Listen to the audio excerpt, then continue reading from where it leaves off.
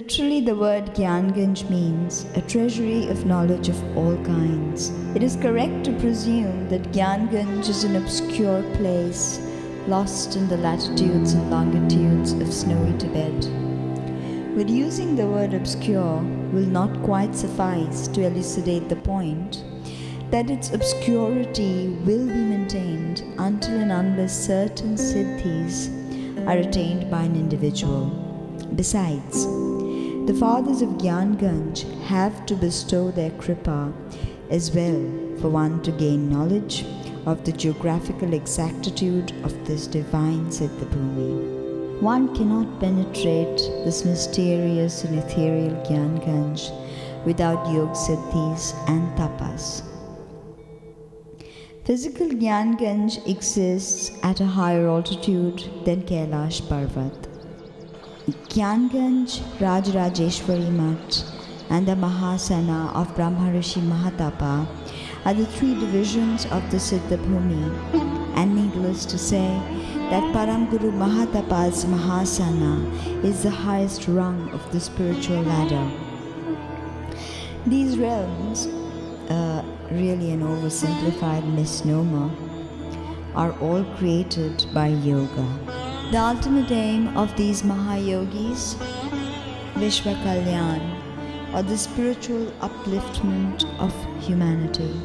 Mahamahopadhyay Gopinath Kobiraj, a very eminent Sanskrit scholar, has classified this Yog Bhumi into three divisions for our understanding. The three divisions are Guru Dham or Guru Rajya, Gyanganj, and the third is unknown to mankind of today and will remain so till a certain time in the near future.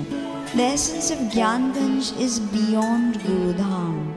Now, if we try to intuitively look at it, we understand that Gyanganj is a higher manifestation of Guru Rajya, meaning that it is spread into vast spaces of Parama Prakriti, which existed only as a flame during the hoary past.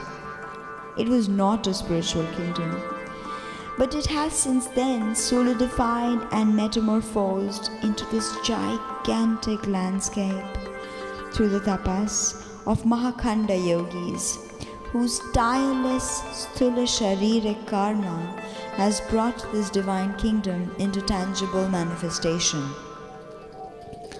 The Vaigyanik, a scientific education, is imparted in Gyanganj by Sri Srimad Shyamananda Paramhamsa, and chief administrator of the ashram is Sri Srimad Gyanananda Paramhamsa, known as Master Kuthumi in the Theosophical Circle.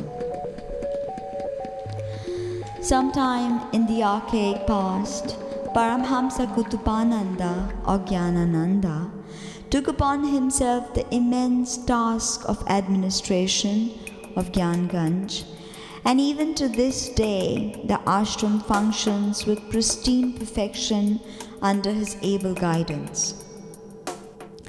There are numerous individuals who reside in Gyanganj, namely Brahmacharis, Kumaris, science students, mostly comprising of the above-mentioned segments, Siddha Paramhamsas, their age group if mentioned will only baffle the modern mind, Bhairavi Matas. Most of these Siddhas do not consume food or water, but some who have not achieved such spiritual prowess do eat a little bit. Brahmarishi Mahatapa is one of the greatest Mahasiddhas, Mahayogis of this Manvantara. His spiritual powers are unimaginable by most sadhaks and is completely incomprehensible to the common man. He resides in a cave in the high altitudes of Tibet and prefers to have no ashram for himself. In this most divinely beautiful landscape, his cave sits glowing with spiritual radiance, and inside is a marble murti of Om Rajrajeshwari Mata, the Adi Shakti, which is why this place is called Rajrajeshwari Mutt. There are no houses or living quarters anywhere, as the yogis who reside there have no need for such arrangements.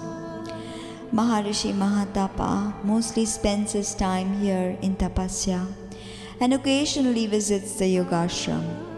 Sometimes he goes to pay his respects to his Guru Mata Khepamai, which is termed as Manohar Tirtha. In this region of the Himalayas, there are some other mats like the one in discussion. All these ashrams and mats are under the direct jurisdiction of Mata Rajrajeshwari. Maharishi Mahatapa is mostly Maunya. Having transcended the limitations of space and time, he seems to be lost in meditative contemplation of deep spiritual truths and keeps no knowledge of the physical world. His main disciple, Sri Srimad Priguram Paramhamsa, is the overall seer, and under his assiduous management, all these mats function perfectly. He is the invigilator, the occasional examiner, the main anchor that holds together everything. Earlier on, Nimananda, Shyamananda and Gyanananda were discussed. These yogis are all Guru Prata of Priguram Paramhamsa. But in the yogic vibhutis and prowess, there is not one equal to him. Now we will talk about Sri Sri Baba Vishuddhananda. His name was Bholanath. Bholanath studied at Gyanganj. Even before Bholanath was blessed and touched on the head by his Guru Mahatapa, he was given his Bij mantra through sheer inexplicable spiritual force. After this, his Diksha was given to him in person, and he officially became a disciple of Brahmarishi Mahatapa. After the formal initiation, a pupil must remain in the ashram to further his knowledge in different subjects. The syllabi of Gyanganj would seem rather peculiar to modern minds. Bholanath began to learn Surya Vigyan, or solar science, from Paramhamsa Shyamananda, and none other than the great Priguram Paramhamsa took it upon himself to impart the ancient and sacred wisdom of yoga to this young boy. This course is obviously unlike any on earth and takes up very many years. Day in and day out, with indefatigable discipline, immense patience, and after tireless efforts, Bholanath finally excelled in all the subjects he had undertaken, with great perspicacity and spiritual foresight. When you hear the word science, do not confuse it with Western science, which is a study of purely physical processes and inanimate matter through empirical and practical evidence, ignoring consciousness. But in actuality, there is nothing inanimate in this world. What we refer to as lifeless, inanimate, is not so in its entirety. Wisdom knowledge here is referred to as science. Animate and inanimate are both subject matters for science. And this type of science may be termed solar science, as the sun is the central force behind it.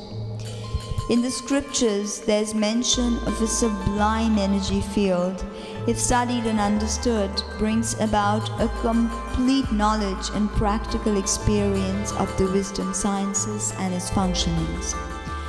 The laws of this universe makes itself known and proceeds through this Brahma Vigyan.